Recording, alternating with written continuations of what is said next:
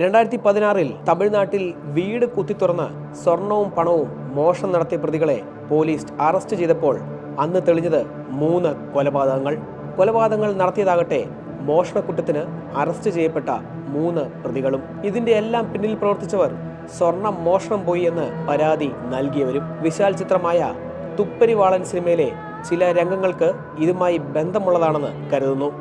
പോലീസുകാരെയും നാട്ടുകാരെയും വട്ടം ചുറ്റിച്ച ഒരു കേസിന്റെ പിന്നാമ്പുറ കഥകൾ കാണാം. ഒരു നാൾ ഒരിടത്ത്.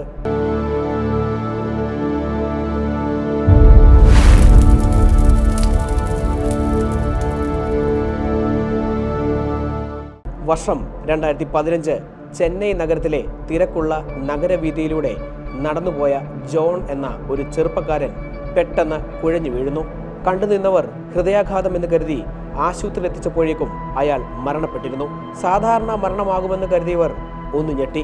കാരണം പോസ്റ്റ്മോർട്ടത്തിൽ മരണകാരണം പൊട്ടാസ്യം സൈനൈഡ് ഉള്ളിൽ ചെന്നതാണെന്ന് തെളിഞ്ഞു. അതെങ്ങനെ?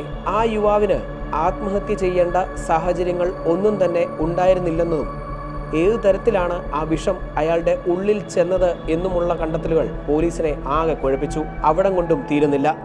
അടുത്തടുത്ത മാസങ്ങളിൽ നഗരത്തിൽ 2 ഇടത്തായി ഇതേ മോഡൽ കൊലപാതകങ്ങൾ കൂടി നടക്കുന്നു.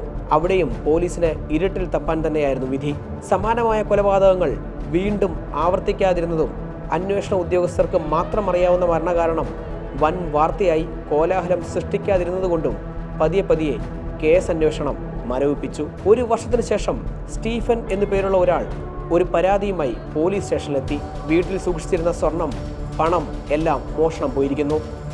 അന്വേഷണത്തിനൊടുവിൽ ബാലാജി, ആനന്ദൻ, സതീഷ് എന്നീ ടാക്സി ഡ്രൈവർമാരെ പോലീസ് തൊണ്ടി സഹിതം പൊക്കുന്നു. മോഷണം പോയ സ്വർണത്തിനും പണത്തിനുമൊപ്പം ഒരു കൈത്തോക്കും പോലീസിന് ലഭിക്കുന്നു. കാര്യമായ ചോദ്യം ചെയ്യലിൽ സ്വർണവും പണവും കിട്ടിയ സ്ഥലത്ത് നിന്ന് തന്നെയാണ് അവർക്ക് തോക്കും കിട്ടിയതെന്ന് അവർ മൊഴി നൽകി. ഒപ്പം മോഷണം നടത്താൻ പ്രേരകമായ കാര്യവും. സ്റ്റീഫൻ, അതായത് ഈ കേസിലെ പരാതിക്കാരൻ, ഒരു ചെറുകിട ബിസിനസ്സുകാരനായ ഇയാൾക്ക് വഴിവിട്ട രീതിയിലുള്ള ജീവിത രീതിയായിരുന്നു. അതാണ് അയാൾക്ക് വിനയായതും.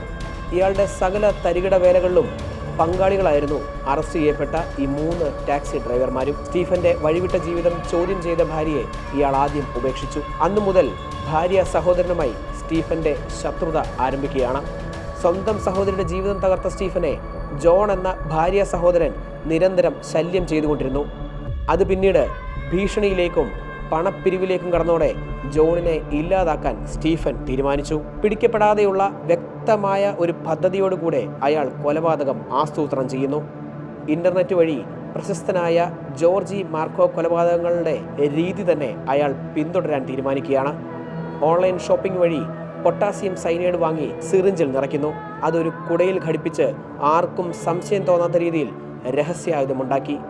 കൊലപാതകം നടക്കുന്ന സ്ഥലങ്ങളിൽ തൻ്റെ സാമീപ്യം ഉണ്ടാകുന്നത് സംശയമുണ്ടാക്കും എന്നതിനാൽ വിഷം കുത്തിവെക്കാനുള്ള ചുമതല സുഹൃത്തുക്കളായ ടാക്സി ഡ്രൈവർമാരെ ഏൽപ്പിക്കുന്നു. അവരത് നഗരത്തിലെ തിരക്കിനിടയിൽ വിദഗ്ധമായി ജോണിൻ്റെ ശരീരത്തിൽ കുത്തിവെച്ചു. സമാനമായ കൊലപാതക രീതി തുപ്പരിവാളൻ എന്ന തമിഴ് സിനിമയിൽ നമുക്ക് കാണാം. യാതൊരു കോലാഹലവും ഉണ്ടാകാതെ ജോണിൻ്റെ കൊലപാതകം വിജയിച്ചത് സ്റ്റീഫന്റെ ആത്മവിശ്വാസം കൂട്ടി. തൊട്ടടുത്ത ദിവസങ്ങളിൽ ഇതേ രീതിയിൽ 2 നിരപരാധികളെ കൂടി അയാൾ ഇല്ലാതെയാക്കി. കൊല്ലപ്പെട്ടവരുടെ ഭാര്യമാരോടുള്ള അടുപ്പമായിരുന്നു ഇതിൻ്റെ പ്രേരണ. വൻ തുകകൾ വാഗ്ദാനം നൽകിയായിരുന്നു 3 സംഘത്തെ കൊണ്ട് സ്റ്റീഫൻ കൊലപാതകങ്ങൾ നടത്തിയത്. എന്നാൽ അവിടെ സ്റ്റീഫന് തെറ്റി. പറഞ്ഞുറപ്പിച്ച തുക സ്റ്റീഫൻ ഇവർക്ക് നൽകിയില്ലെന്ന് മാത്രമല്ല, കൊലപാതകം പോലീസിൽ അറിയിക്കുമെന്ന് അങ്ങോട്ട് അയാൾ അവരെ ഭീഷണിപ്പെടുത്തി. പ്രതികരിക്കാനുള്ള പേടിയും സ്റ്റീഫനോടുള്ള വാശിയുമാണ് അവർ സ്റ്റീഫന്റെ വീട്ടിൽ നിന്ന് മോഷണം നടത്താൻ ഉണ്ടായ കാരണം. പോലീസിന് പരാതിപ്പെട്ട സ്റ്റീഫൻ സ്വപ്നത്തിൽ പോലും കരുതിയില്ല മോഷണത്തിന് പിന്നിൽ തൻ്റെ കൂട്ടാളികളാണെന്ന്. ഒരുപക്ഷെ മോഷണം പോയ പണം സ്റ്റീഫൻ അവർക്ക് പ്രതിഫലമായി ആദ്യമേ നൽകിയിരുന്നെങ്കിൽ ഈ വിധം ഒരിക്കലും അയാൾ പിടിക്കപ്പെടില്ലായിരുന്നു. ഒപ്പം വീണ്ടും കഷ്ടപ്പെടാൻ വയ്യാത്തത് കൊണ്ടാണോ, അതോ ഇനിയും ആവശ്യം വന്നാലോ എന്നോർത്തിട്ടാണോ എന്തോ ആ കൊലപാതകം നടത്തിയ കുടയും അയാൾ നശിപ്പിച്ചതുമില്ല. ഇത് രണ്ടും ഈ കേസിൽ നിർണായക വഴിത്തിരിവുകളായി. അങ്ങനെ മൂടി വയ്ക്കപ്പെട്ട ആ സത്യവും പതിയെ പുറത്തു വന്നു.